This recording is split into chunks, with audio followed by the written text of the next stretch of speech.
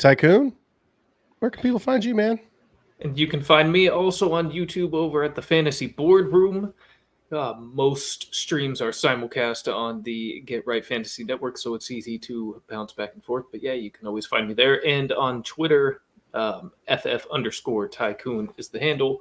Not as active on there as back in the day. I refuse to pay for that blue check mark, so just don't have quite the visibility as I once did on that app. But still like to chop it up over there for those that still do talk fantasy on Twitter. I love it. I love it. And obviously, if you are tuned in, you can find me at The Extra Point over on YouTube live every Wednesday and Thursday night. Obviously, over on X, Twitter, whatever you want to call it these days, at P. Ruskin. I'm on Sleeper. I am a writer for DynastyProsFootball.com. If you want to check out my written content. And for those that aren't able to tune into the live show, if you're bored and you're mowing the grass or you're walking around the house or doing the dishes, jump over to Spotify and Patreon and catch our podcast version. So let's pay some bills real quick, and then we will start this draft and get rocking and rolling. Y'all know what it is. On Mondays, catch Anthony and Frank 9 p.m. for our recap and waiver show. I'm going to pause here. On Tuesday, Tycoon, what do we have going on? Well, I chose not to do the show yesterday with big happenings going on in our country. I figured attention was diverted. So when we get back this next Tuesday, I haven't come up with what we're going to do for the show. It largely is predicated on what we see in the weekend games. So we'll see what this weekend brings and what topic that then provides for the boardroom to discuss. Love it. Check out Tycoon on every Tuesday, 7 p.m. Pacific, the Fantasy Boardroom. On Wednesdays, Anthony and Frank back with roster management, buy, sell, trade. And, of course, my show at 6 p.m. where we are talking all things Dynasty, trade targets, Dynasty content. And then again on Thursdays, I am back at 4 p.m. taking you right up to Thursday Night Football as we go through the DFS higher or lower segment presented by Underdog, weekly picks, all things betting. On Friday, we divide the slate of games into two parts. You can catch Kendall and Mike, 6 p.m. Pacific time, 9 o'clock Eastern for Start Sits Part 1. And then, of course, stay tuned immediately after for myself and Rasta as we go through the second half of the games for the week, Start Sits Part 2. And then don't miss Sunday Live with Mike, Classic Mike, as he takes you through actives, inactives, lives Q&A, getting you right up to kickoff. So we'll pay some bills here in a minute for Underdog, but I know I got guys in the room. They're ready to go. They're excited. I know you all that are listening are tuning in. Let's start this draft, boys. So I'm going to do what we always do, and we are going to randomize this draft order 3 times. 1, 2, and 3.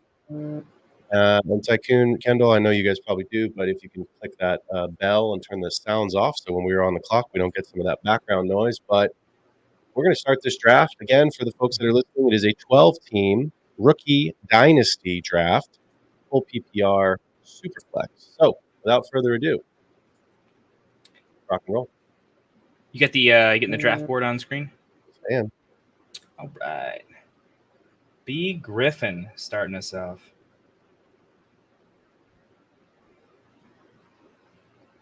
Curious to see what everyone thinks. Obviously, Caleb was the previous 101. I think we all called that would flip for sure. Yeah. I wonder how far he'll fall. Yep. So Jaden Daniels coming off the board at the 101, Malik Neighbors at the 102, which puts Kendall on the clock at the 103. Take your time. Please don't take all 4 hours. People don't want to listen to that much content, but I didn't want us to run out of time as we were talking about some players here. So wow, this is serendipitous, isn't it? Wow. Well, why don't you talk us through it's a mock draft. So talk us through your process here. Who's in your probably 2 or 3 in consideration in your pool here? Yes, I won't take a lot of time, but I'll just take you kind of into, if I was really drafting a team here, right? The question is really between am I taking Caleb? I don't think any of their quarterbacks are realistically in consideration for me, even though Bo Nix is looking as good as he is, even though Drake May, I kind of like some things that I'm seeing there. I am just a massive believer in this point in Marv and I honestly Brock Bowers. If I'm going to throw out there, Brock Bowers is moving way up my boards. He's locked in Dynasty tight end 1. So I just wanted to get that thrown out there that I would seriously consider Bowers this highly given where he's at. But that being said, I am going to take I'm going to go ahead and take Caleb. This is a weird year. I don't love our play calling. Don't love a lot of what we have going on, but I've seen the flashes on the field. I don't love this pick as much as I would have, but I'm still sticking with Caleb here. Yeah. Yep. A super flex league, obviously the two components that we don't know, of course, is like we don't have real rosters. So what is our team needs versus obviously are we drafting for best player available? I don't know. Do you guys have a particular take? Tycoon, I'll start with you. Are you taking more of the best player available, or are you drafting specifically for team need when you are on the clock in a dynasty rookie draft? In a real dynasty rookie draft, not a mock, where you kind of have to go BPA since you don't have a roster to be drafting needs for. Right. But in general, I'd say it is a little bit team dependent how desperate I might be at a position. I'd say 80-20 best player available, though.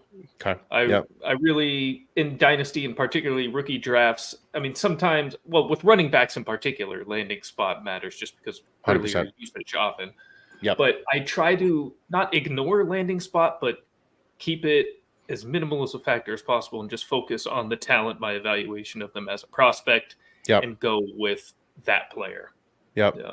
And Tycoon, as you are on the clock here, Kendall, I'll flip it to you. I know you're historically a very big trader. Are you drafting best player available in the hopes that even if it's not what your roster construction needs, you can get max value in a trade? Or are you still looking at best player available for your team? Or are you drafting for need? I'd say in general, I'm a best player available. I'm going to let the market do its thing. And also, I don't join a dynasty league to leave anytime soon. I like the grind. I like rebuilds nearly as much as I like actually going for it. So I just want to accrue the best possible assets. And honestly, it's fun from how good are you as a ranker, right? If I'm drafting best player available, right, it's me against the game. How sharp are my calls? Can I really find the absolute best player available? And then how good am I at flipping that later on, right? So it keeps the game how I want to play it, right? And I like that quite a bit. The one thing I will say, the caveat is I find that in the trade market, this is league dependent, but across a slew of leagues that I'm in, quarterback in particular, even if it's not necessarily best player available, I'm going to lean quarterback because I feel like the quarterback trade market, particularly in Superflex, if you don't have one, it's going to cost you an arm and a leg for someone bare bones startable, right? There is no discount. There's a line in the sand where the worst quarterback, it's hard to get Will Levis for less than a second. He just doesn't drop lower because he's a quarterback.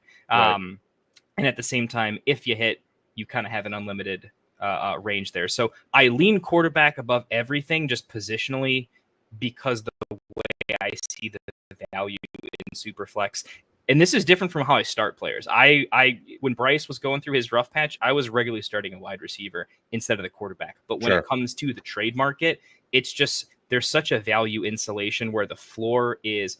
We normally talked about cap ceilings. Right. When you draft a quarterback in Superflex, there's a capped floor that keeps it from sinking too far if you're a savvy trader. So I'm going to lean a little bit heavy quarterback, otherwise BPA. Yep. I was going to, we're kind of going through this here. I've got a pretty long clock on. So I think for me, what we were going to do is kind of talk through some guys at the end, and we still will, but Jaden Daniels, Malik Neighbors, Caleb Williams, Marvin Harrison, Brock Bowers, Rome Odunze, and now Bo Nix going off the board. I'm going to pause after Odunze. We're 10 weeks into the season. That's basically the top 6 consensus picks that we had in April when we were actually doing these drafts for real. So other than Bowers, who is obviously tight end 1 right now, having a phenomenal season, Devontae Adams is out the door. Is there really anything that, I won't say surprises you guys, because again, this was pretty much what we saw in April, but how do you feel after these first 5 picks? No, there's really no surprises. The reorganization of the top 6 here is exactly what I expected, frankly. Yeah. If you asked me to make the prediction right before going in here, up through 6, it's exactly how I would have had it. So yeah. Really, Kendall, I know, Kendall, you mentioned you were super high on Bowers. I want to just flip this question to you real quick. We're doing a Superflex league tonight. Let's say that we were doing a single quarterback league. How high are you comfortable taking Brock Bowers in a single quarterback format? We'll still stick with full PPR. So obviously that eliminates all the quarterbacks. We're just talking about positional players here, Yep. right? I'm seriously considering Bowers after Neighbors in the Marv, Rome, BTJ Bowers. I can find a world where Bowers goes above Marv. Okay.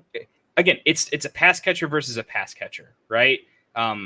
It is Dynasty, it is double flex, and this is not tight end premium, but it is a situation where I do value having it.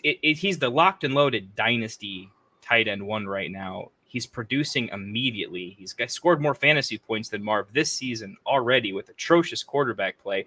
His next 3 years of points per game, I think there's a very real thing to Bowers actually outscoring these guys. I think Rome is going to pass him up. I think BTJ passes him up. I think Marv passes him up at some point.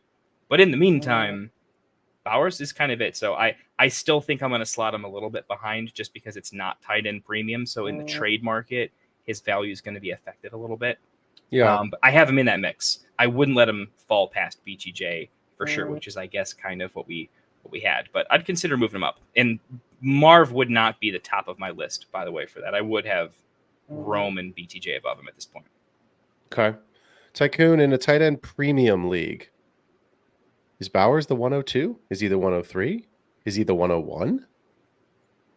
Single quarterback. Oh, super flex. Oh, single quarterback. No, tight single end premium. He's the 101. Is he the 101? Yeah. And tight end premium, yes, I would take him even over Neighbors in that case. I think, and even in regular, or I guess tight end standard, I would still take him even too. I would take him over Marv. I would take him over Rome. I would take him over Thomas.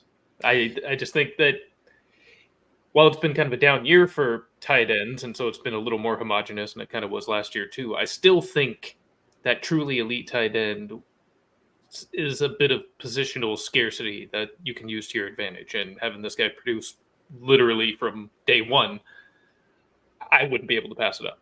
So yeah. And tight end premium, easy 101 for me. Yeah, I think it's a really good it's an exercise, right? I think at the end of the day, we talk about the value of positional scarcity at the tight end position, and how long Mark Andrews and how long Travis Kelce have been able to produce those just kind of outlier seasons. And that's, obviously Sam Laporta had an outlier touchdown season at finishing as the tight end one last year, and that's what made him an outlier in the position. Bowers as the tight end one this season. My questions really is going to come down to, Kendall, you said it, and this is why I want to kind of use it to transition. It's pass catcher versus pass catcher. So this tight end class is Bowers and then fill in the blank here. You know what I mean? Like probably Theo Johnson, in my opinion, at this point is probably the tight end 2 in this class. Maybe Ben Sinnott, but we haven't seen much from Sinnott, right? We saw one trick play 2 weeks ago for a touchdown, and that's fine. But I guess from a pass catching perspective, it was pretty much in April, Marv, Neighbors, Rome. That was the big 3.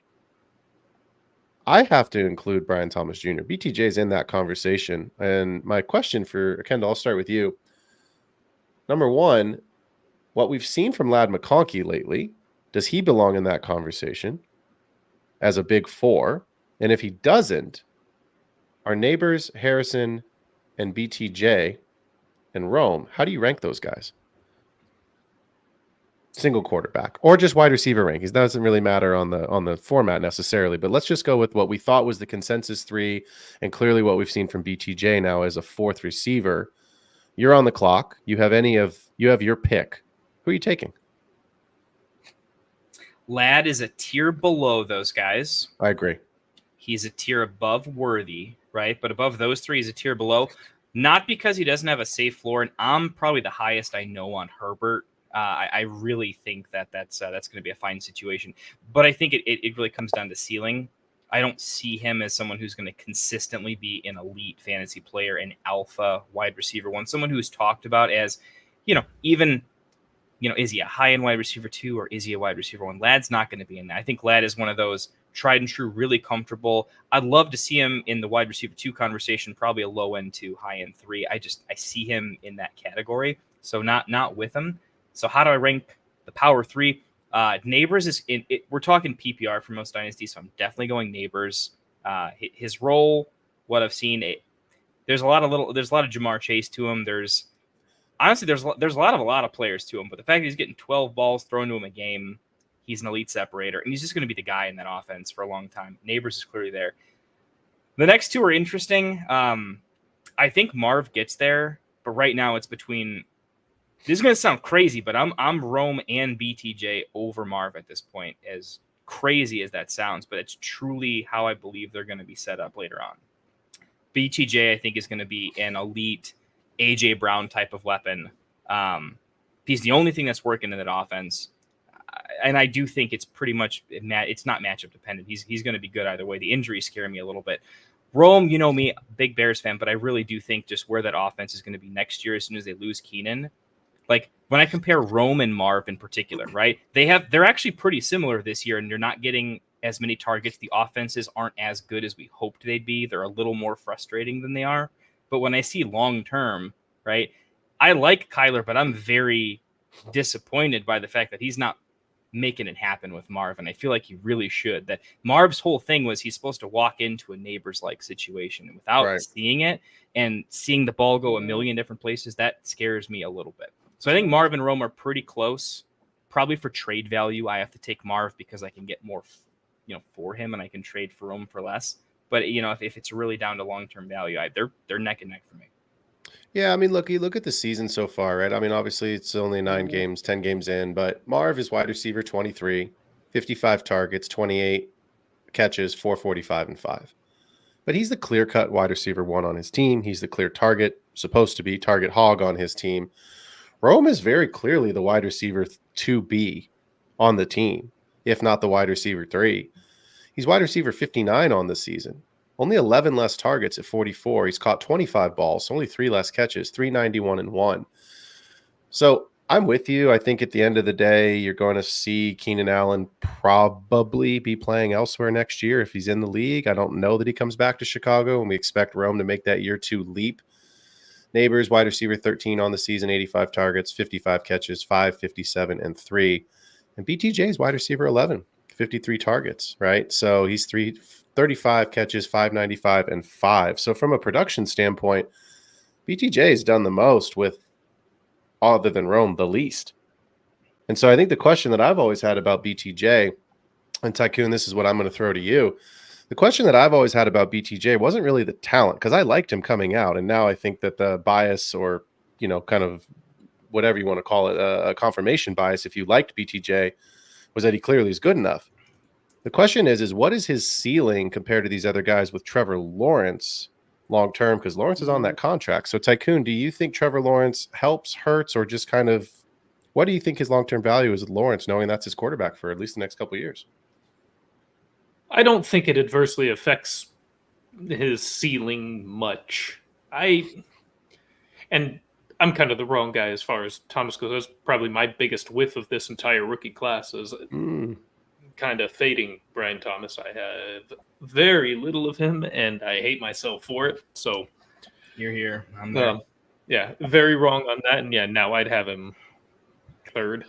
But no, I don't think Lawrence is a negative factor. Maybe I'm still a bit delusional, even though he's looking a little busty at times. I still believe in Trevor myself. I still think he'll be, I guess, considered at worst a mid-level average NFL quarterback, and those guys can still create wide receiver 1s with regularity. We see it every single season. So yeah. So I think as long as Thomas continues to do what he's been doing, the ceiling is the roof. Yeah, I've been very on record many times in many shows, my show, betting shows, our main shows on Friday nights, talking about my belief that the Jaguars are awful this season, and they've been awful this season. But to your point, awful doesn't mean bad for fantasy, right? We've got the wide receiver 11 on means the opposite, Yeah, a lot of garbage time. Exactly. So I think for me, I know, Kendall, you're not going to like this, but I have BTJ as the wide receiver 3 in this class right now ahead of Rome. And I love Rome. I think when you look at DJ Moore's not going anywhere. I don't know that Matt Eberflus is the coach next season. I think you'd probably agree with that. It's possible, but I think it's very possible. Kind of hope he's not. I think a lot of people hope. Not what we need right now. I just you know what, and I'm going to turn this is a fantasy show. I'm going to turn this into a coaching show, but for 10 seconds, Caleb's body language, and maybe Caleb's just kind of a prima donna kid. I don't know him at all, but his body language says that he just brushes Eberflus off. Like, yeah, whatever. I just have to get through this year, and then they're going to get this guy out of here and get me, quote unquote, a real coach. Like, that's how I felt watching Hard Knocks. Like, I didn't get that sense that Eberflus was really passing on all this great knowledge in film, and Caleb was soaking it up. I don't know. Do you guys? Let's just talk about that for 10 seconds. Do you guys? I know you watched Hard Knocks, and you see the body language on the sidelines on Sundays, Mondays, and Thursdays. But like, do you get that same feeling, or am I the only one that feels that way? It's like when you take this one. Well, yeah. So as a USC fan, I will say that's just kind of his demeanor a lot of the time. I don't think there's a ton to read into there. I specifically from the clips where he's talking to Eberflus in his office and they're reviewing film and he's sitting there taking notes. I know exactly what you're saying because it's easy to interpret it that way. And I even thought that, but again, having watched Caleb for the last couple of years relatively closely, I couldn't really take it that far. Fair enough. Now, and I think it's also the reason it creeped into my brain was a little bit of confirmation bias in a way, because that's what I think. That's, as you were just saying, that's kind of my opinion of Eberflus, and so I wouldn't be surprised if Caleb kind of expects him to be a short timer. But am I just projecting? Yeah, I might be. Well, so to the point we went off track there for a second, but the point I wanted to make was that BTJ, I believe firmly, is going to be the one in this offense. Rome is not, right? Like he could be if DJ Moore gets injured, if DJ Moore something happens, right? He could be, but like DJ Moore's under contract and he's going to be in this team and he's going to be the guy we anticipate. Maybe it's a 1B, 1A situation, right? But Kendall, do you see a world outside of injury where Rome honestly is the wide receiver one? Let's say Keenan's gone, because this is my argument of why I believe volume for BTJ. Even with the quarterback situation, I think Caleb should be a better quarterback in the long run, or at least the next couple of years, than Caleb will be. But do you see a world where Rome could honestly be the guy over DJ Moore? Because that's partially why I'm basing the BTJ ranking is the wide receiver one. It's the volume. So how do you see that in Chicago as a Bears fan? I see BTJ and Rome like similarly in their role in the offense, right? Like early on, we saw that like, hey, the Jags can't do anything on offense. Oh, hey, 40-yard shot to BTJ. That's nice, right? Like you're not seeing the Jags unless you're watching Red Zone for BTJ's big play, right? Like that's the only time you really want to see.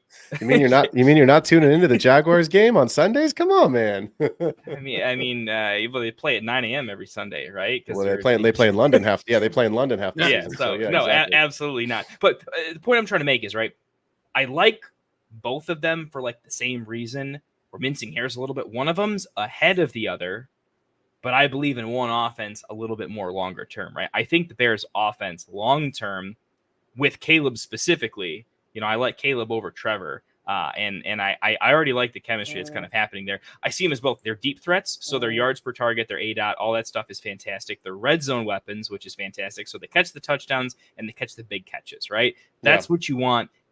PPR, non-PPR, doesn't matter. That's what you want. That's where the big points are coming from. And in the positive game scripts, that's how you get these 40-point blow-up games, right? So I want access to one of them.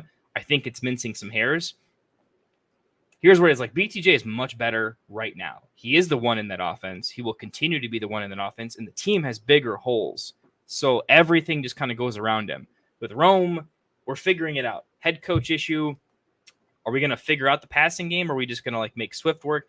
There's a lot of question marks. So generally, I would say from a dynasty perspective, there's a lot less red flags with BTJ. The offense is already pretty bad, and he's doing really well. So I would put him ahead of Rome. I do think Rome has more upside later on. If Caleb really does do what I think he can do, and if we just had an offensive play caller, if we had Ben Johnson, who was rumored to be looking at the Chicago job, if we had Ben Johnson, Rome is immediately over him and Marv. Yeah. Like that upside would be just insane, right? So I'm keeping that in mind because I'm not going to go down as the Bears guy who was like, no, BTJ because of blah, blah, blah. And then Rome does his thing later. I'm not going to get caught like that because Rome is that good. Wherever he went, he was going to be that good. It has nothing to do with the Bears. You saw the way like the way that some of the guys that came on the herd, I think over Colin Coward, they really talked him up in a way that I can't unhear. Yeah. So I'm there, but I'm splitting hairs. I'm saying if it's a tiebreaker, I don't know. Do you want to win now or do you want to play for upside? I think in the trade market, BTJ is worth more. I tend to be a stockbroker when it comes to Dynasty quite a bit. So I'm going to go with the value now because I can flip and parlay it right now where I don't have to wait for Rome, right? Yeah. Well, let's drop down a tier because Kendall, I like you said that earlier, right? We were talking. So BTJ at the 108, I took Drake May at the 109. It's super flex league. I like what I've seen. Small sample size, but Drake May in four games as a starter, and one of those with a concussion against the Jets. 30% snap share there. QB 28 on the season, 125 attempts, 82 completions, 770 and 6, 4 picks, 209 and a rushing touchdown though. So he does run a little bit. But then we talk about this next tier down of wide receivers. So we see Xavier Worthy at the 110, followed by Brooks, and then McConkey at the 112, Coleman at the 201, and then we've not seen a receiver come off the board. So Worthy, McConkey, Coleman, I agree with you guys. That is kind of the next tier down. Where do you see McConkey, Worthy, and Coleman? In what order, Tycoon, would you rank those players based off of what we've seen so far in this season relative to what they were drafted? Because Worthy, for the most part, was drafted over McConkey, and that has actually stuck here in this mock draft again tonight. Yeah, which is frankly stunning to see, in my opinion. For me, it's McConkey, Coleman, and Worthy bringing up the rear. My pre-draft, actually, that was the order I had him in going into rookie drafts in April. Yeah, nice. Worthy got a lot of people excited in week 1, but I think he's oh god, why can I not remember the guy's name? The Rams, that he's fancy Tavon Austin. That's who he is. So that's a good comp. I mean, that's a good comp, actually. So really, my excitement over the 4 games a year where he is going to pop for 25 plus, that's great. But I'm not willing to stomach the 8 sub 5-point games from him. I think he's attractive to people just because he's on the Chiefs. If he was anywhere else, he would be completely ignored. So he's not. I don't even think he's in the same tier as McConkey and Coleman. I think he's another tier below. And I have McConkey over Coleman. That's maybe a little bit of just current situation bleeding into it because I think McConkey's right now the best receiver on the Chargers. But Quentin Johnston's kind of having some nice games. Maybe he's emerging into the first round pick he was, or at least living up to that billing.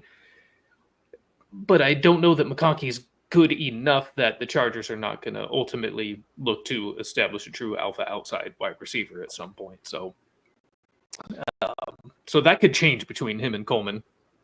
But for now, I would have McConkey, Coleman, and Worthy last. Kendall, I'm on the clock.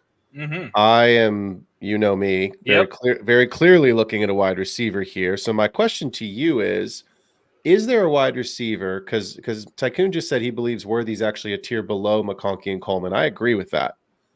So is there a wide receiver here that you think, A, should be in that tier with McConkey and Coleman, or is there a tier below where the wide receiver should be considered with Worthy, and potentially I'm getting good value here, 8 picks after the last wide receiver has come off the board here at the 209? Yeah. I think your boy Slick Rick is getting really. Well, you knew who I was going to take, but yeah. yeah. I look, it's a similar argument to Worthy where I'm taking into account the offense that he's going to be going into, but I'm also building a couple things together. Like, one, I already thought he was massively talented, and his involvement so quickly, quicker than I thought. Even when he got, I know he didn't have a big game or anything, but he got involved pretty quick. Combined with a good offense, combined with the fact that I think that Debo is gone in the offseason. Yeah. If you just look next year, he's the wide receiver too to a kind of disappointing Brandon Ayuk and an aging Kittle and an offense and an aging CMC. It's like everything falls away, and Pearsall year 2 is great. Sorry, Pearsall in year 2 is good. Pearsall in year 3 could be fantastic. Like, everyone's gone. CMC, Kittle, Ayuk will be 29 when he's in his year 3. Just keep that in mind. Yeah, I mean, I see just the arrows going all up for Ricky Pearsall. We haven't seen enough of him on the field, compared to, say, like Xavier Legette. Actually, we've seen a little bit of it on field, and we already know he's kind of walking into the one pretty quickly. But I think Slick Rick is more talented in a better situation and a better offense. It's just all the arrows are up. It's his opportunity to really screw up, and I don't see that happening. So, yeah, I think he belongs above Worthy into that tier, and I would knock Worthy. I would keep Worthy at the tail end of that tier. I wanna disrespect him because he's pissed me off, but he's still on the Chiefs, and so I'm going to give him just the Chiefs extra runway. Would it surprise anybody if he catches a touchdown the next 4 games because it's the Chiefs and their offense is starting to click? Maybe, like, in a way that, like, Coleman has made some actual awful mistakes. Worthy, it's just as much on Mahomes for missing him in many spots as it is on Worthy, in my opinion, in a couple of cases. So I'll give him a little bit of leeway.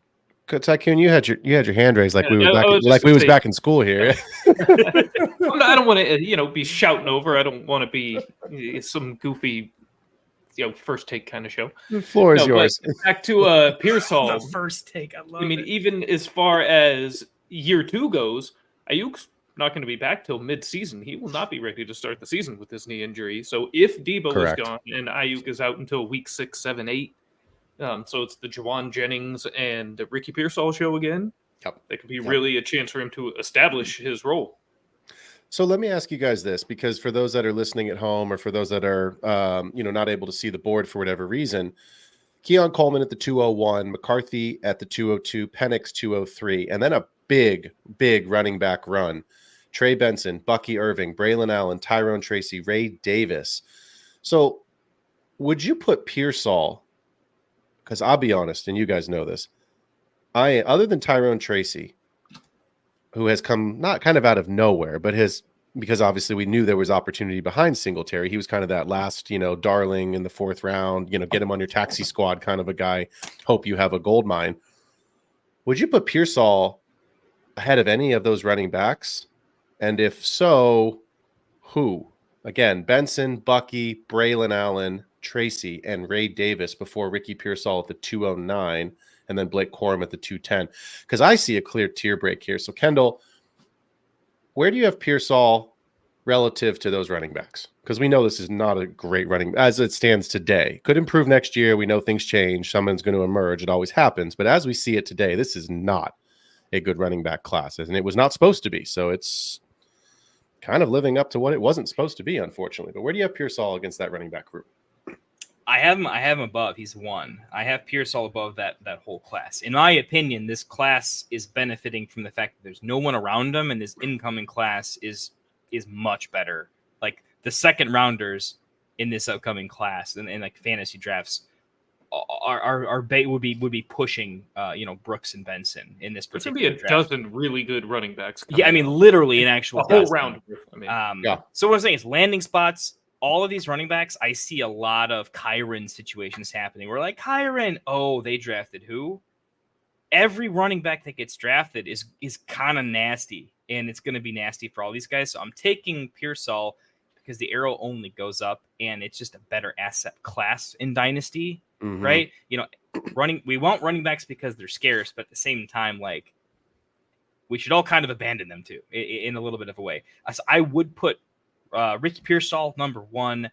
I'm going to put Tyrone Tracy right behind him because the Giants have so many other issues. I do see Tracy stepping into a big role, and I've seen enough right away that I really like it. Bucky, I actually think probably gets caught in a messier timeshare, and I don't think he has the full break that everyone wishes he's going to have. Yeah. I'm kind of selling high on him, low key. I hate to say I have him everywhere, so everyone that's in a Dynasty league with me, stop listening. But yeah, I like Bucky, or start sending offers. yeah, it's going to be Pearsall, then Tracy, then Bucky, because he is guaranteed that offense looks money. So even if he is like, never going to be elite, that's kind of a tier in and of itself for me. I like that. Then I would put the rest of the guys, shuffle them up however you want to based on, your particular build. But it's kind of like it's everyone else in that first kind of upper crust level. Yeah. So Tycoon, look, we got Trey Benson here at the running back 66 right now. 39 carries, 154 yards and a touchdown. Last week was his first touchdown. 3 targets, 3 receptions, 30 yards. He's not a pass catcher, or at least he's not in this offense. I was very high on Benson coming out, and I still like Benson. And for those that are new to the show, or for those that haven't heard this take in a while, I was high on Benson. Number one, I did like the talent. I thought he was a good player at Florida State coming out, and then obviously he had a ton of touchdowns, not Blake Corum level touchdowns. But I think we all understand James Conner does 2 things. He gets injured and misses time, and he's old. He's not going to be around forever. And so I think that's why a lot of people were excited about Benson. So my big question to you is, we're not going to talk about rankings for a second. Have you seen enough from Benson? And again, it's a limited sample size, but with most of these guys, other than Bucky, it's a limited sample size. Have you seen enough, if he's on your current Dynasty roster, to feel like you have a plug-and-play RB2 next season? RB3? Like, where do you have him as far as like your comfort level? Let's say you've got Saquon. You've got a plug-and-play weekly guy, right? You can insert name here, right? Bijan, Gibbs, Saquon. Do you feel good about Trey Benson next year as an RB2, or is he lower in your personal depth chart on some of your teams and your rosters? He is lower. Actually, hold on 1 second. I want to look up one thing. What is James Conner's contract situation? I think he's still under contract next season. I think next season's his last year. Yeah, I think, but they might have an out on it. Do they have a voidable year next year? I don't know. That's what I was just going to look up.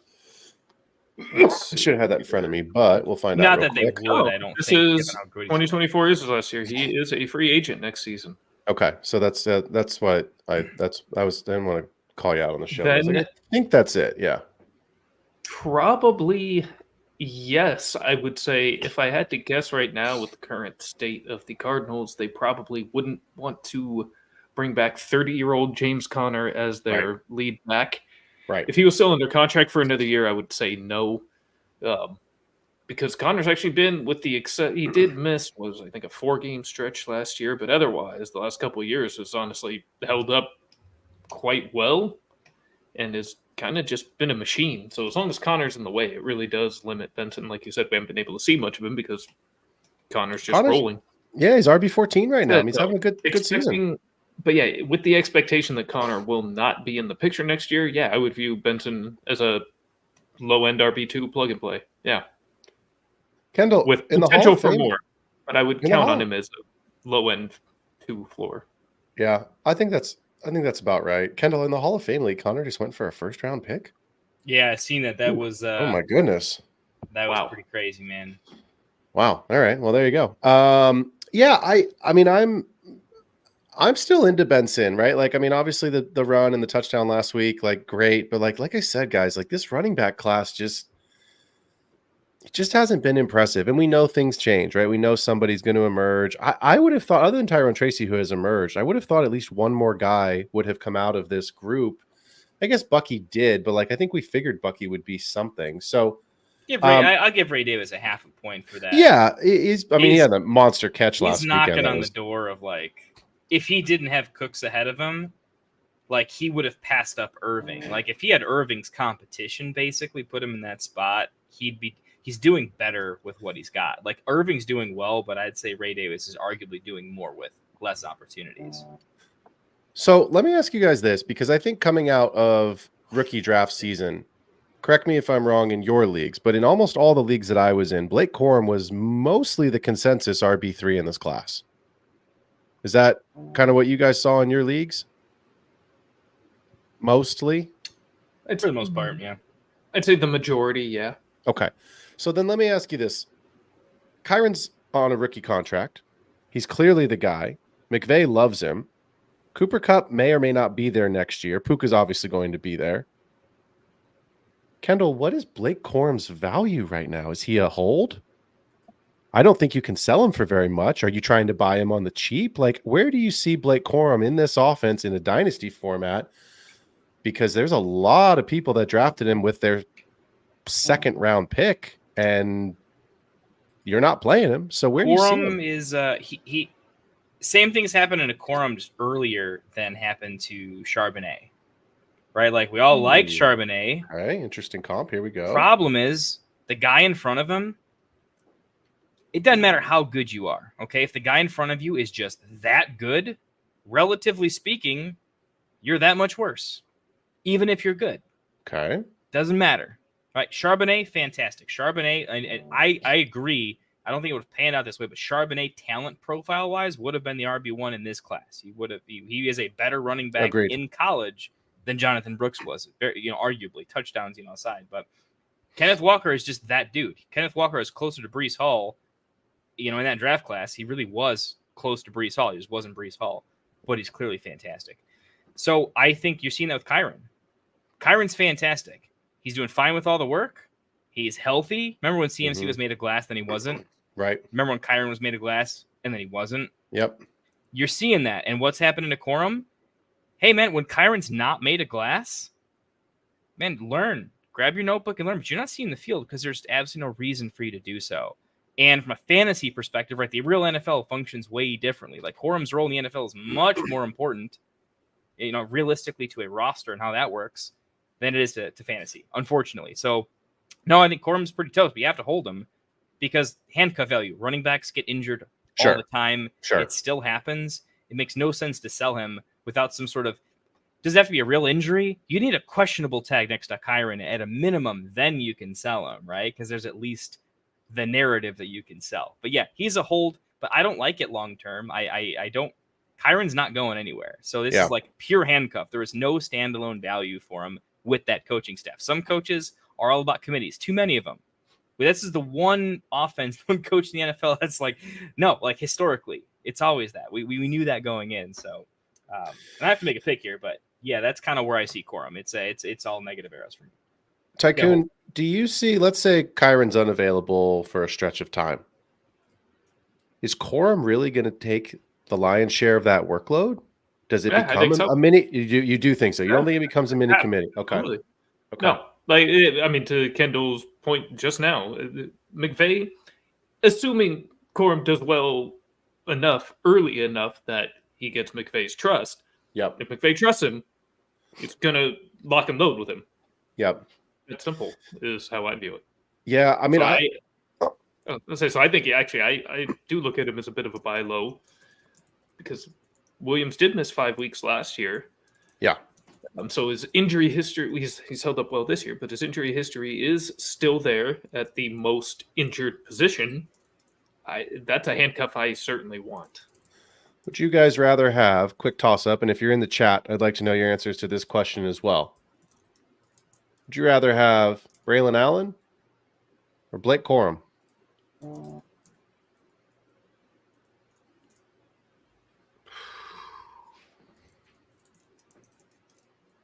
Corum. Not easy. Not by much. I'm not even sure I'm 100% convinced of that.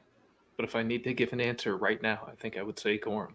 Yeah, guys in the chat, throw your answer in there. I see one here coming up. Looks like we've got an answer for Braylon Allen.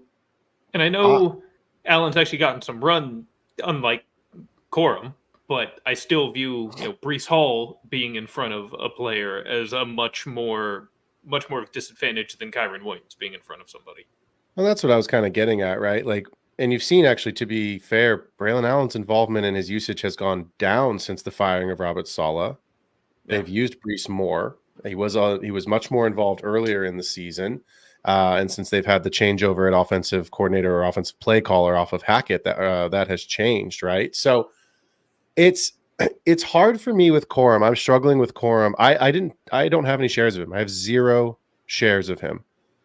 Simply being, I didn't believe in this running back class. And if I have to take a shot in the middle of the second round, unless there's a running back I really believe in, I'm almost always going to take the shot on the wide receiver. So that's why I don't have any shares of Corum. He was also one of those guys that I was okay being wrong on. And I thought to myself, same thing, Kendall, that you had said this offseason, right? Like, or that you said that just now about the offseason, is the narrative around Blake Corum was it's going to be a committee. Kyron gets hurt. He's a touchdown guy. He's going to get the goal line work. Touchdowns are a sticky stat, and they translate. And all of that, in theory, was true. Until you remember that McVay is a one running back guy. Todd Gurley, Kyron Williams, right? Like, that has been his model. That has always been his model. And I see a Blake Corum, and I'm saying, okay, 10 games into a season now, he's got 21 carries. He's not getting the ball at all. And that, to me, it's like, if I want to see something, and I need to see something to feel good about a player, Tycoon, the question I asked you earlier about, is Trey Benson a guy that you have seen enough of to feel comfortable having at a low-end, mid-range RB2? You've at least got a sample size. Yeah. You've at least seen something, or at least you've seen, like Ray Davis, you have a sample size. You saw a great, 76-yard catch and run last week with a pretty good open field move to create the rest of that 30 yards to score that touchdown. Like, to me, that says, okay, I have seen enough, or I've seen, like, Tyrone Tracy's an outlier because I do think he's going to end up being the RB1 in New York, but Bucky's involved. You feel good about Bucky, but I'm having a hard time with Corum. I'm having a hard time getting there. So go ahead. I'm going to throw in, so back to different perspective as to why I think, oh shoot, I'm the one on the clock. Hold on. I should have let you know. You're good. You got through it. Well, that's what Tycoon. While you're making this pick, that in just a second. Yeah. So Ricky Pearsall at the 209. Bucky. Blake Corum at the 210. Xavier Legette 211, and Audric Estimate to round out the second round at the 212. At the 301, it's Jalen Wright, followed by Jatavian Sanders, and then two quick wide receivers here, Jalen McMillan and Jalen Polk. So Jalen back-to-back here with Tycoon on the clock at the 305. Look, the consensus won a first round in April. Pretty much is how it looked here in our round tonight. The consensus second round, Keon Coleman, A.D. Mitchell, some combination of Corum and Benson, Bo Nix, Ricky Pearsall, Legette, maybe Jalen Polk. Ben Sinnott is one of those real fallers. I think he was kind of that hot darling, take your shot on a tight end, positional scarcity opportunity with old Zach Ertz there and a Cliff Kingsbury offense. Sinnott here just going right now at the 306, so dropping basically a full round. Penix, for obvious reasons, was drafted, kind of in the second round as a super flex, but then Jalen Wright and Marshawn Lloyd. So you're seeing some guys here, Lloyd and Ben Sinnott, that were second rounders falling to the third, Jalen Polk falling to the third. Tyrone Tracy obviously is the biggest riser of the group, but it's and Ray Davis in this particular mock. Obviously, he was a third round guy as well. But I think it's interesting that except for a handful of players, most of the guys have pretty much stuck relatively close to ADP of what it was in April. So any thoughts, guys, on – I want to switch to actually, I don't. I don't even want to talk about these tight ends. I just don't. I can't bring myself to talk about him. Let's talk about Xavier Legette for a minute since we're kind of getting to that end of that second round. Blake Corum, we just spent a little bit of time on. Everybody in Carolina has now been traded away. Not that there was much there to begin with. Adam Thielen's on IR. Deontay Johnson is now in Baltimore. Jonathan Mingo is in LA with the Rams. No, where did he just go? Cowboys. Sorry, I don't know why my brain went to the Rams. Yes, thank you. He went to the Cowboys. Thanks, Jerry. Appreciate that. Is Xavier Legette, obviously he's the de facto wide receiver one. What ceiling does he have from a fantasy perspective with Bryce Young in this version of the Panthers? Kendall, we'll start with you. Well, he gets all the targets. He should. And he is someone whose body type, physicality, he should be able to win 50-50s. He should benefit from a quarterback doesn't need to be ridiculously accurate and throw him open. I'm sure he'd like that, but he doesn't necessarily need it. Bryce has gotten better. I still think it's a team that's going to run the ball as often as possible, but their defense isn't good enough, right? So they're going to have to throw the ball. You see it in redraft every year where there's plenty of fantasy options in the waiver wire. They're going to get you 10-plus points every single week because there's no one left, and they're a great spot start for a lot of reasons. That's kind of where Legette is tail end of his rookie year, where he's just the guy. He's going to get the ball a bunch in a team that should be a negative game scripts. So that's going to force him on the field, force him into a productive standpoint, and he's a red zone target. I kind of like it. It's like he's in a good spot where he should get a lot of volume, but it's really, really bad volume because it's a bad offense. So how do you view, what should be like a less skilled, an alpha in terms of snap share and targets, but not an alpha in terms of talent on a bad offense? How do you feel about that type of player is really what the question is, right? Because it's less about Xavier and more about his situation And is opportunity just the best? We know at running back, opportunity is kind of almost everything. You'd rather have more opportunity than talent sometimes. With this in Carolina, I think it's reasonable, right? Like, I think his upside is better than all the other guys who haven't really shown it, and you're not sure when they're going to get on the field, and you're not sure about their offense, right? Like, Troy Franklin's a guy that's still on the board, and he's kind of iffy on talent, iffy on situation, iffy on if he'll play, right? Like, you're going to take Xavier over that class of player, right? Polk is, he was getting all the snaps. Now it's getting peeled back. Like, his wave's already kind of almost sliding down a little bit. Xavier's going to get way more volume than that. So I like him. I don't really know who to compare him against other than he's kind of in this tier of his own where there's these guys that are good with opportunity and upside. Then there's Xavier because he's at the bottom of that tier, but you like him. And then there's everywhere else, right? So, like, for me, I took Jalen McMillan at the 3-3 here. I kind of have to compare him to Legette. And I'm like, no, I would absolutely categorically have Legette higher because he's on the field right now as a rookie, and he's the one, and he's just going to be that for a minute. You know, he's going to have a chance to do something. I don't know how talented he is. I mean, do you guys really think you know how talented he is? I'm not really sure until I really see all the opportunity, but I think he's going to be decent with it. I don't see him as anything more than a low-end wide receiver 2, maybe a high-end wide receiver 3 in the NFL, but that's fantastic at his draft cost in a rookie draft, right? Like, I'm thrilled with that where I'm getting him. So I like him. Tycoon, let me switch gears for just a second. Let's put this to and this is a challenging thought, but take your time on this one. Let's say it's a startup draft. Where would you have Legette, roughly? What round are you comfortable taking him in a rookie startup, not an auction, in a rookie startup draft snake format?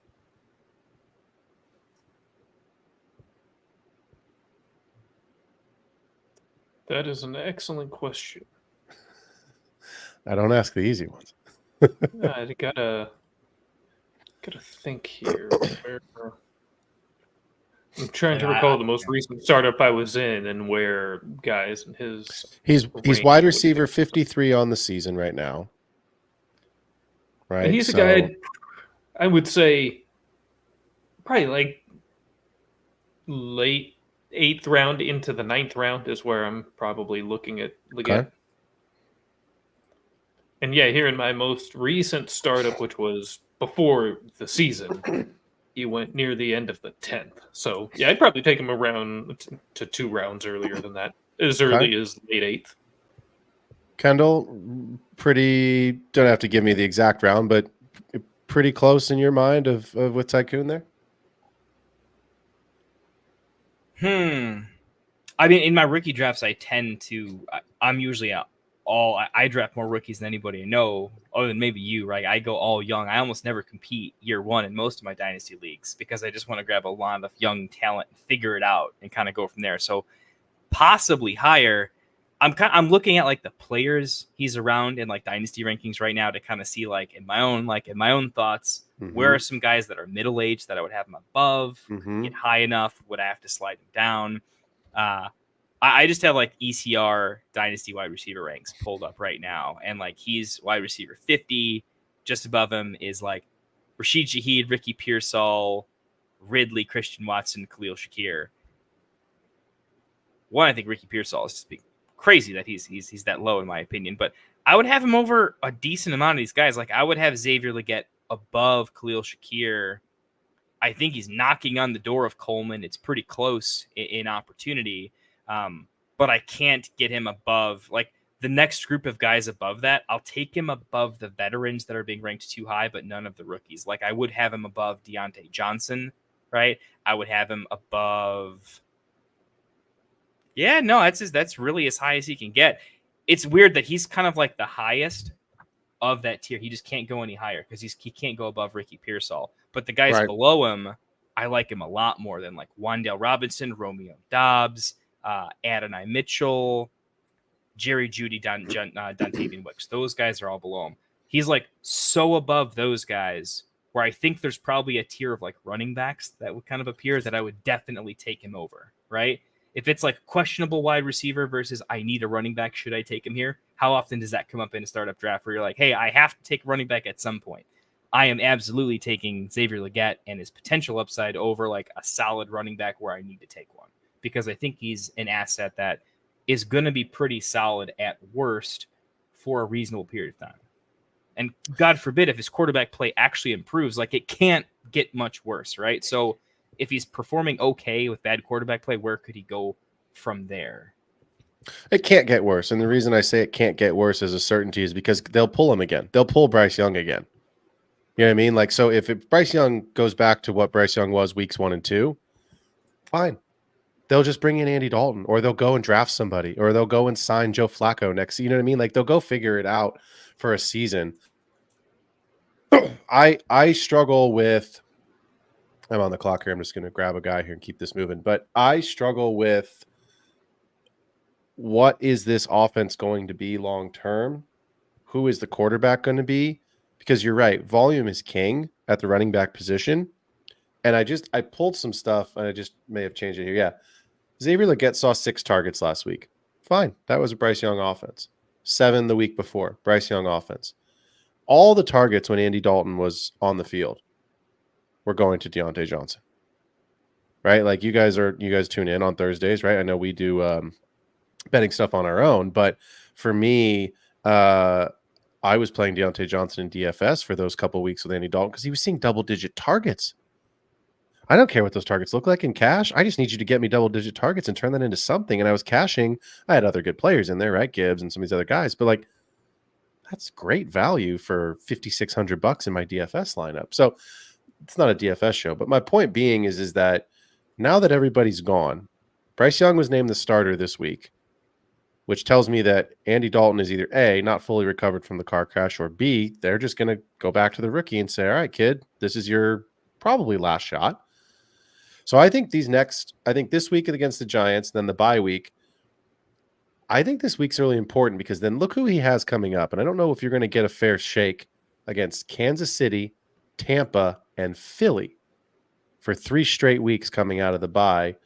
And then it's Dallas, Arizona, which not so great. But Kansas City and Tampa, if Xavier Legette can get it done against those 2 defenses, then I think we have a pretty serious conversation of, is he the wide receiver 1 in Carolina there. So let's move on here. So Jalen Wright starts the 3rd round, Jatavian Sanders at the 302. Nice. And then Jalen McMillan and Jalen Polk back-to-back with Marshawn Lloyd, Ben Sennett, and then Isaac Garenda, who I didn't think would get back to me, but was hoping he would. It would have been a smash pick for me at the 309, but Garendo at the 307. And then Theo Johnson, actually, who I would have considered at the 309, going right there at the 308. So I took Roman Wilson here, and I don't want to spend a ton of time on it because we don't have a lot to talk about. But here's why I took Roman Wilson, and I want to get your guys' thoughts. He hasn't played, which is a stupid sentence because he hasn't played. He's been on IR. But it's George Pickens and who? Right? That's always the question in Pittsburgh. There still is. Pittsburgh just traded for somebody this week, and my brain's going blank. Somebody tell me who it was. All the guys they keep trying to trade for and then never were able to. I thought they brought someone in. Didn't they just bring another receiver in? Or am I making that up? First, they were supposed to bring in Kirk, and then they couldn't get Kirk. That's who it was. Because he got injured, and then they were looking at Darius Slayton, and they decided not to. They've looked at a billion people and haven't brought anybody in. Mike Williams. They brought in Mike Williams. Right, exactly. So again, you didn't bring in somebody because Mike Williams either won't be there next year or he'll be hurt, and which he always is. And Mike Williams to me is not a threat. So my question, Tycoon, I'll start with you. We see Spencer Rattler at the 310. We see A.D. Mitchell at the 311.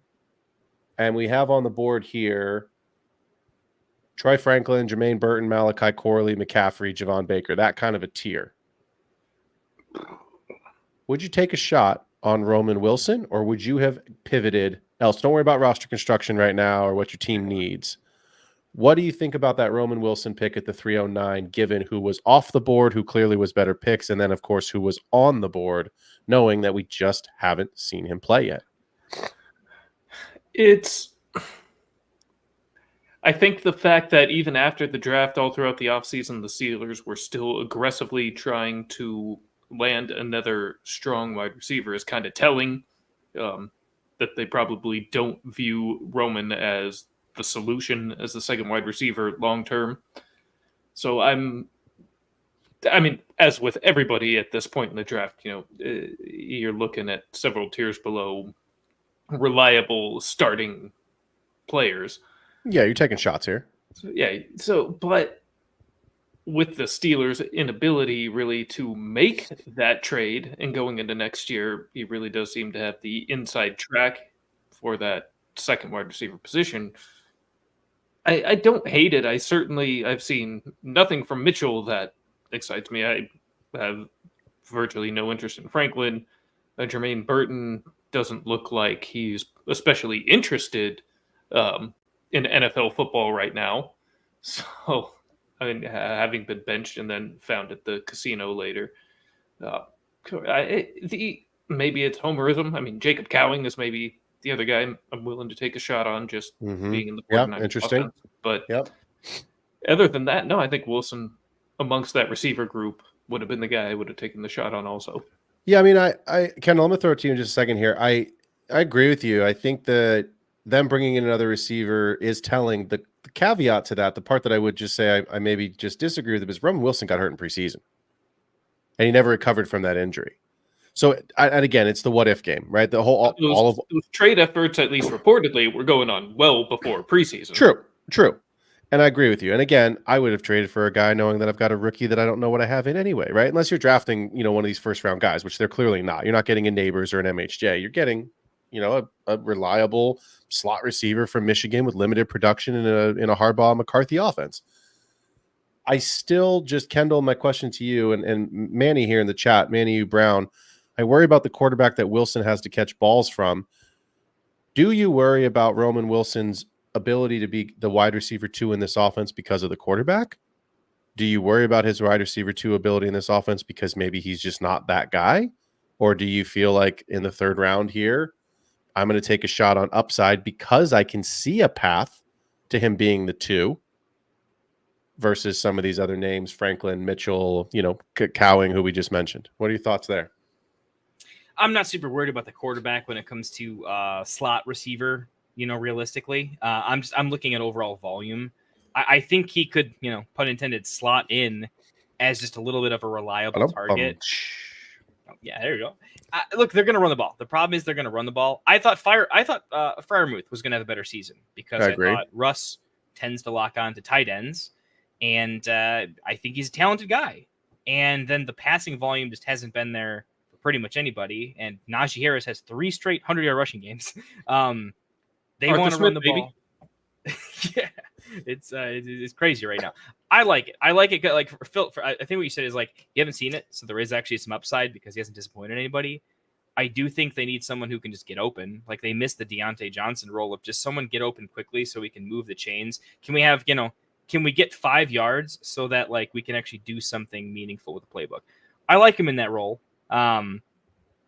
Yeah, I think he's good. I think the upside is limited because the entire offense seems to be, no matter what, forever. It just kind of wants to do what it's going to do, which is they're going to win games and put up like 0 fantasy points. Like, I don't know how they win games and are not fantasy relevant. They're like the most winning team that I can't start anybody on, which is a little bit frustrating. So, but when you're looking at what you're looking at, I think, Phil, you hit the nail on the head, which is I want some upside and I need someone who hasn't disappointed me and the NFL yet. And he just hasn't, right? So for those reasons, there's still time. There's still lots of time. It's Arthur Smith. Let's call a spade a spade. No, I'm kidding. To be fair, but also right. A rookie, when you're playing a slot wide receiver, you're not in high leverage situations, which does mean like, you're not going to get a bunch of touchdowns thrown to you, but it does mean it's low pressure, right? You're not the focal point of the defense, so you should be a little more open. You don't mind throwing a rookie, slot guy a bunch of balls, like having a Greg Dortch a bunch, right? It's like sometimes you just pepper your slot guy, and you could bench him the next week, but sometimes slot guys just get peppered, and I think this is an offense that just wants to move the chains, and I think he might be okay. I see him as like a 5 for 55 guy, but could he be more than that? And that's not a bad baseline. There's a lot of rookies that wish that was a baseline. I think when you look at third round players and a lot of dynasty rookie drafts are 3 rounds. Some I've seen 4. I'll be honest. I'm in one league that has 5 rounds and I don't get it. I just don't get it. Like for what? I'm going to put those guys on my taxi squad anyway.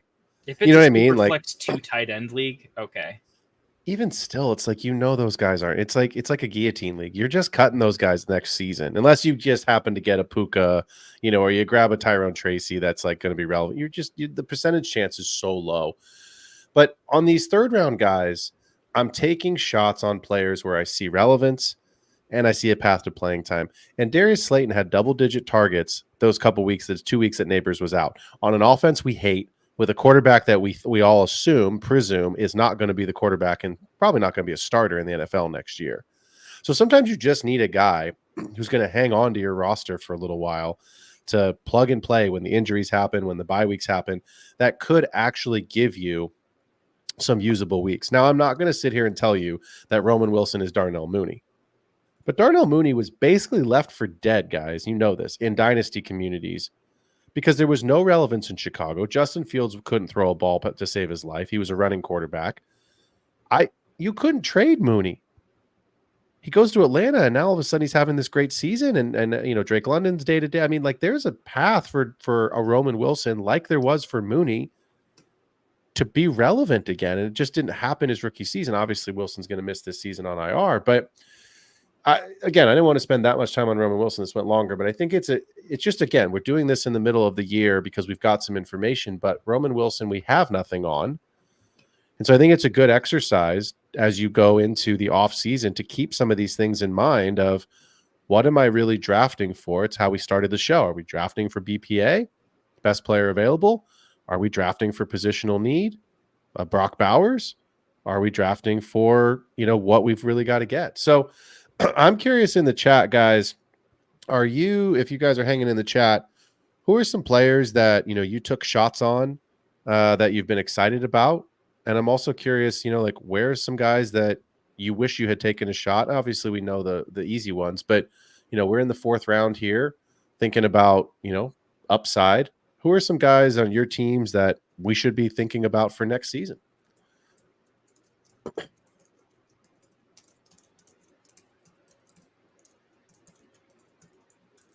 See if we can get this 30 mic and speed it up just a little bit. Shoot him a chat and see if he's still there.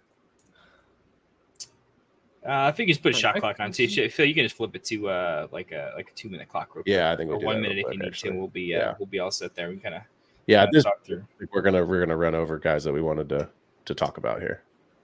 I don't think we need to spend too much time on these 4th round guys. I think I had the clock on, for those that are listening at home, I had the clock on 4 hours so that no one got force picked into something, or if Kendall and myself or Tycoon got caught on a take and all of a sudden we got auto picked there. That only happened once. We're waiting for Dirty Mike to auto pick, and then I'm up. Wanted to just grab a couple folks in chat. Not sure if they're still here. Cap for Life had a trade question, not the trade show though, and I don't want to jump into Phil's show. Please drop that as a comment on this video, or one of our other videos. We don't really dive into trade questions on this show. Otherwise, that's like it's a whole 2 other shows that we do. So I definitely want to answer that, but we want to answer it with the usual fervor that we might otherwise. So please drop that as a comment. We'll try to get it to you in any of our videos or in the Sleeper channel. And we have a whole group text. We'll get you some good in-depth insight on that. Cap for Life, appreciate you. Interesting one here. Tracy looking great. Worried about older prospect on a team that could lose everything. Is that a big factor for you with Tyrone Tracy? Is it a flash in the pan this year, but everything quarterback coaching change, the whole thing could blow up and get caught in the middle of it? Is that a consideration for either of you guys? Tycoon, go ahead. You can take that one first. Go ahead. It is a little bit actually, and that's why I drafted Irving ahead of Tracy there in the 2nd round. More so the age of the prospect at the position than the coaching staff, although I do think that is still a bit of a consideration, just because, especially as an older prospect, if they do decide to clean house with coach, GM, everything, I mean, they'll have absolutely no loyalty to him whatsoever. I mean, they'll be looking to really, I think, completely rebuild this thing. So it is a little bit of a hesitation for me, yes. I think with any older prospect, it's a hesitation. The caveat is quite simply, he's on a rookie contract. I play Dynasty in a 2 to 3 year window. I think he could still be relevant enough for 2 more seasons, even if they clean house. And I expect that they will. I think that they will let the GM Shane and Dable go because can we just be honest for 10 seconds? Saquon Barkley got them to the playoffs and won that playoff game. They turn around and dump $1 billion on Daniel Jones, who quite honestly wasn't that great. And they don't pay the guy who actually got them there.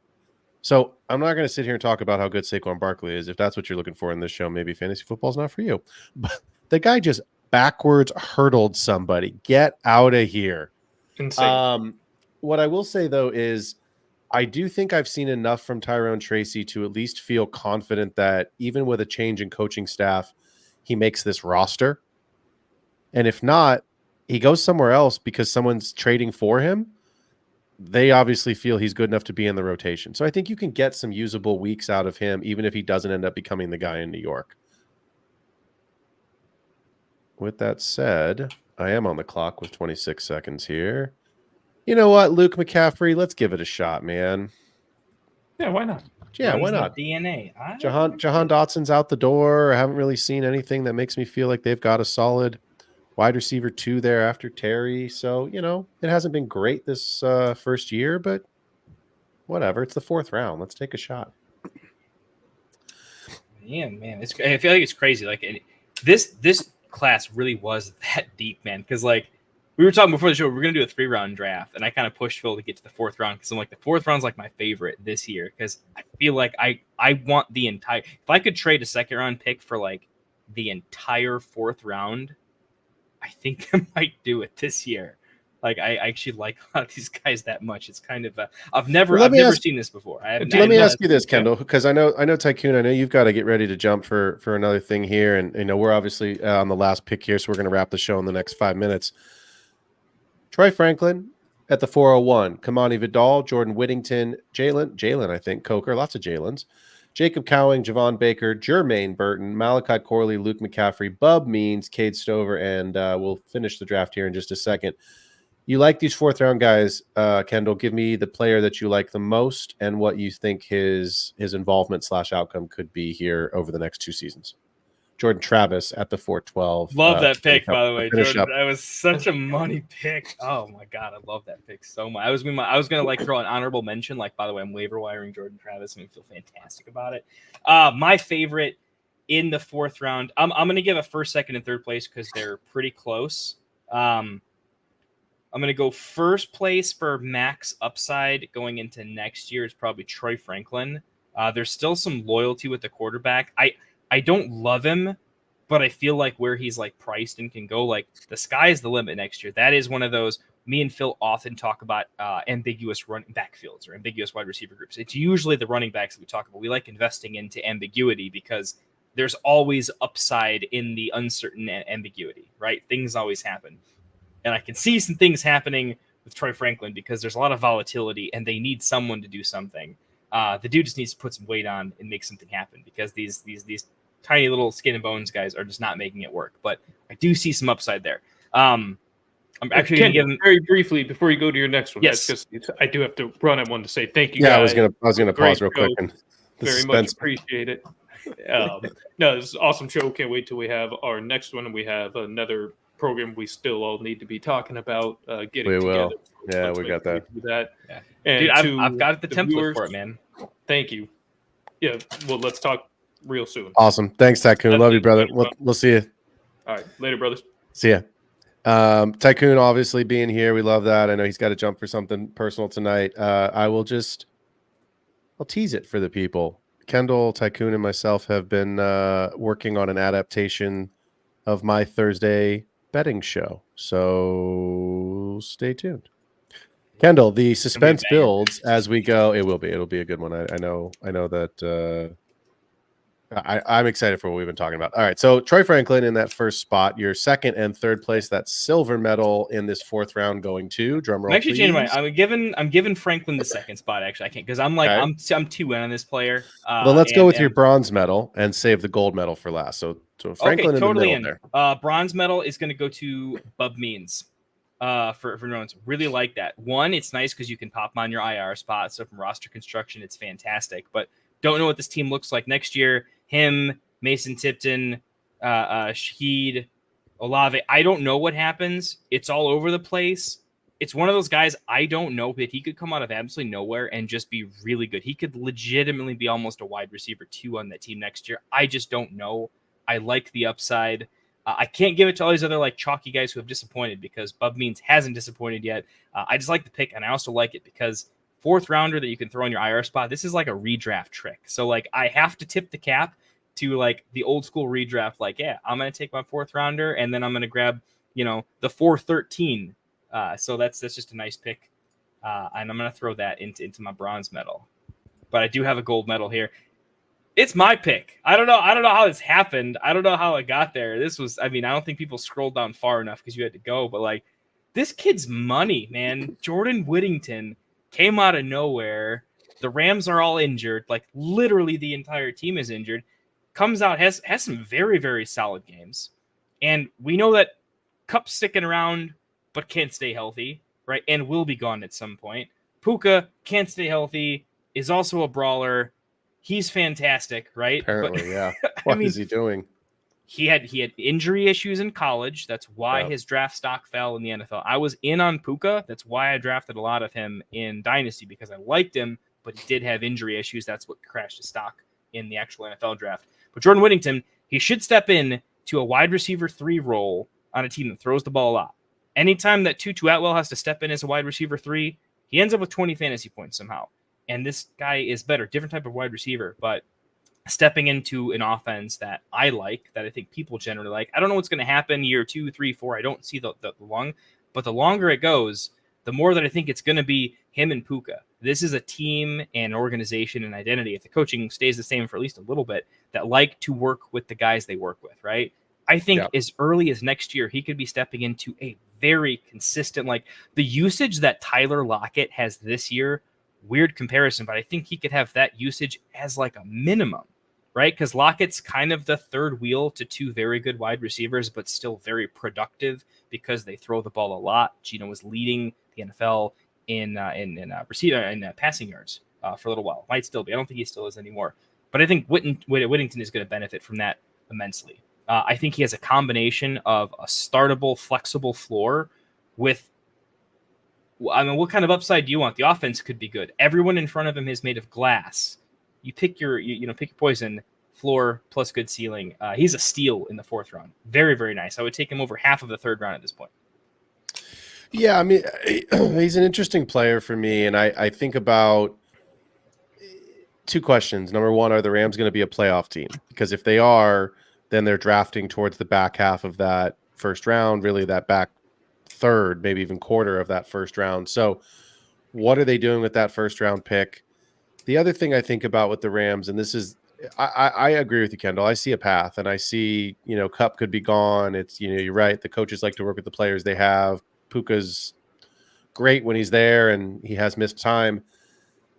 I still wonder if, because it's the Rams, if they don't go get T. Higgins this offseason.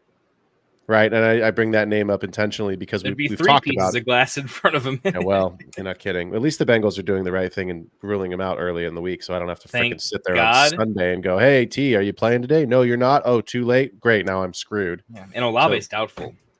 Olave ain't playing this. He ain't playing. What are we doing with this doubtful nonsense? Like Carr was doubtful when he was wearing sneakers. What are we doing? You can put Olave on your bench this week. We don't need to wait till Friday for the sit-start show. He's going to see a neuroscientist or neurologist or whatever he's seeing for his 2nd concussion. He ain't playing. But again, regardless of T. Higgins' health, the Rams like to make splashes, right? This was the first year in 6 years, I think, where they actually had a 1st round pick. So maybe 7 years. T. Higgins could be re-signed, but we all believe most likely he's not a Bengal next year. They've got to pay Jamar Chase because they didn't this year.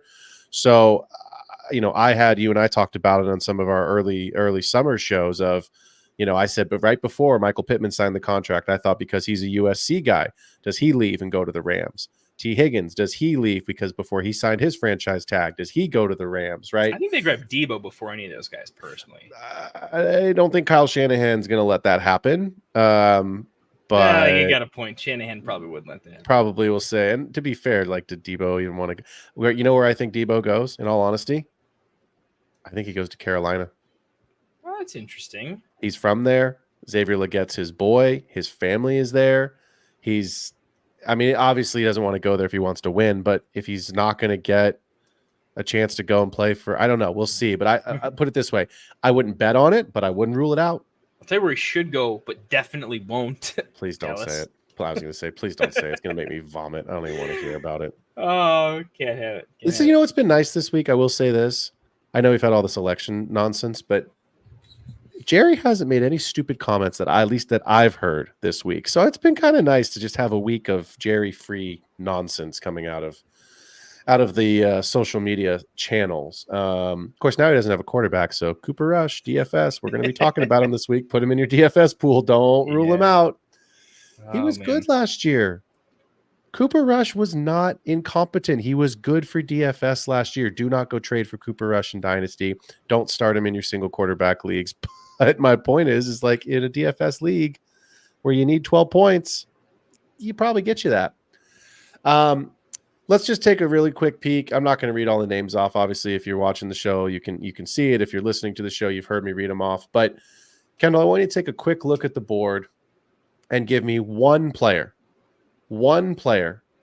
that you think is mispriced that somebody got a great value on in this draft tonight.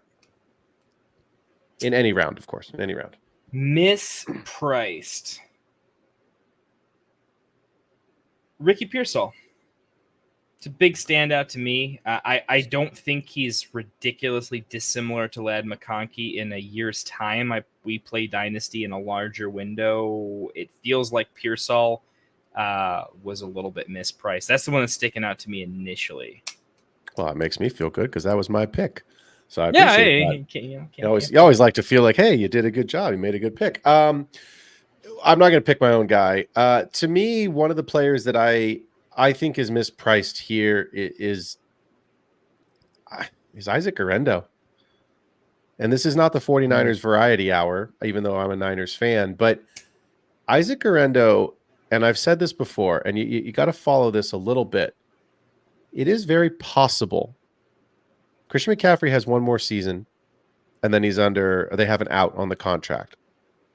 Do they really want to re-sign him? Or in this case, do they want to restructure his contract? I don't know the answer to that yet, right? I believe, and it hurts me to say this, I think Rosta's probably in the show. He's going to be mad at me for saying this.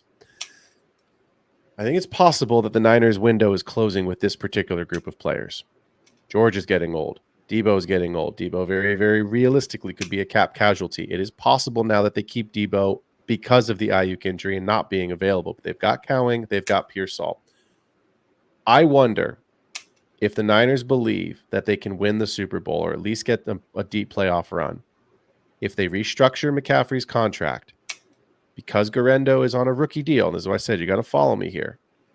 I wonder if they wouldn't trade Mason because I believe he is worth something and they could get some good value back, which is why I like Isaac Guerrero.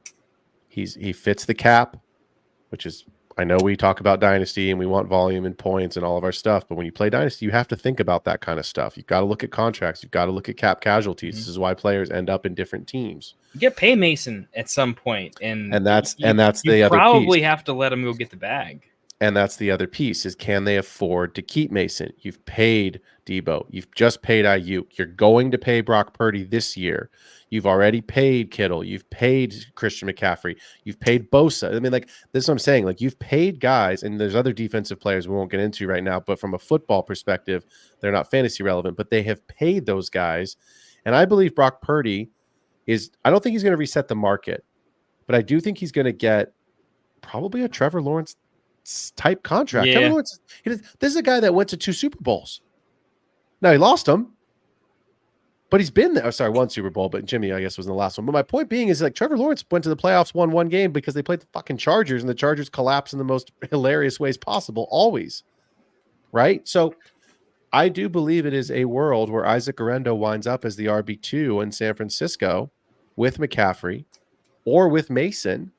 But I think it's the most logical choice to keep him from a cap perspective. And he's looked okay when he's played. He had the big run against Seattle. He's been a good return guy this year.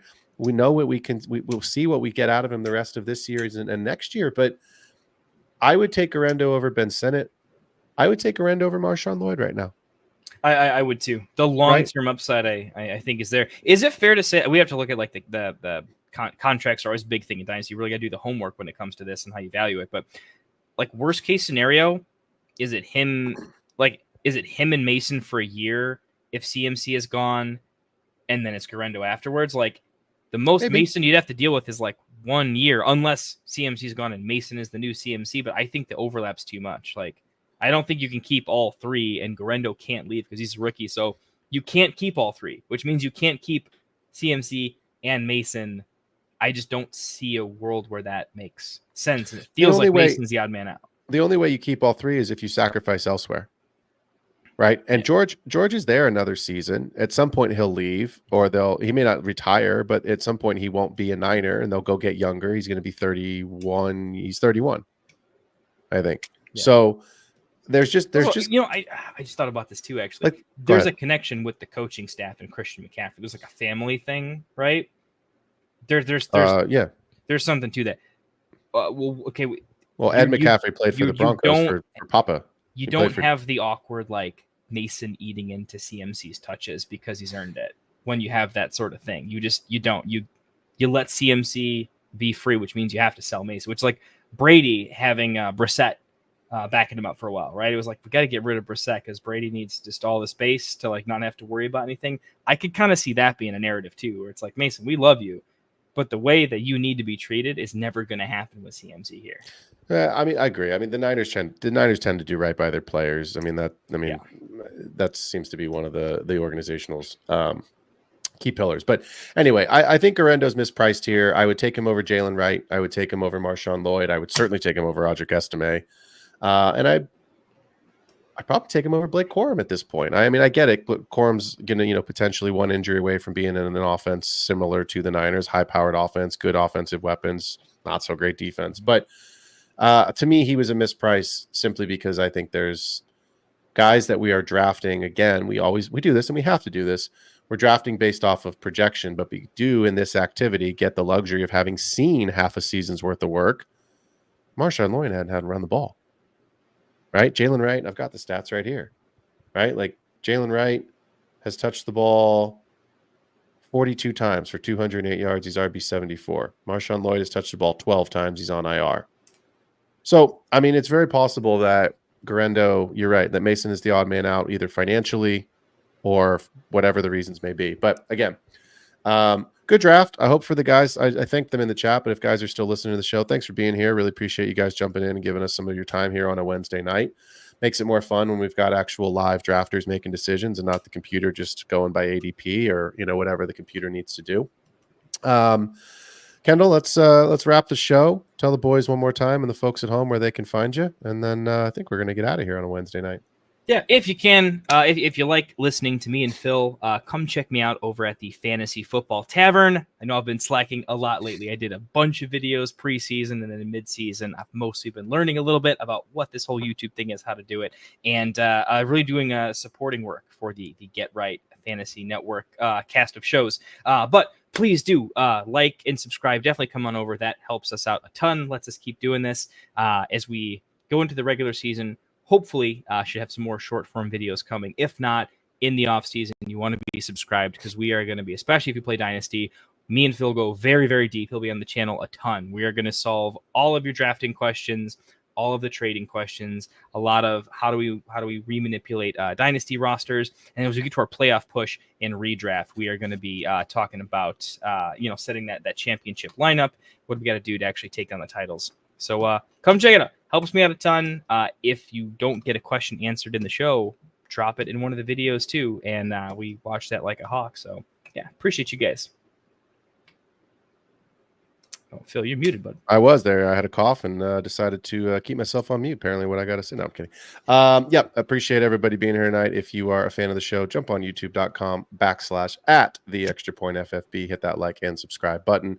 I will be back tomorrow, 4 p.m. with our DFS underdog higher and lower. Kendall, you're always welcome to join me if you are around.